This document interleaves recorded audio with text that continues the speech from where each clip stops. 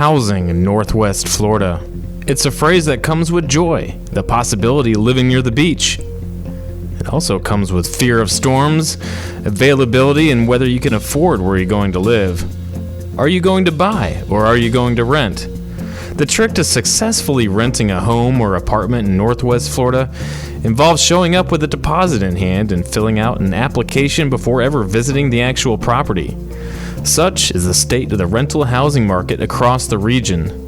Demand has gotten far ahead of supply long before Hurricane Michael hit last October, and thousands who were displaced by that catastrophic storm have ventured east seeking shelter.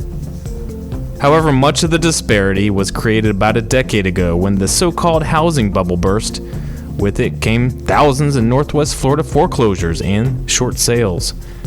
And when it comes to housing thousands of military personnel and their families who call Northwest Florida home, for a couple of years at least, if not longer, can take advantage of a housing alliance that currently covers 95% of their housing costs.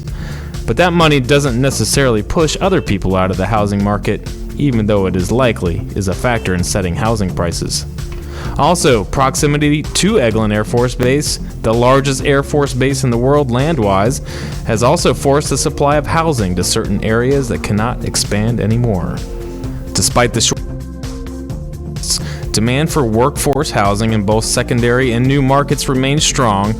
That's thanks to the Federal Reserve cutting interest rates twice this year. Like Northwest Florida, lower-cost homes across the country are especially rare. And though wages have gone up to allow people to afford more, the cost of renting and owning has gone up along with it.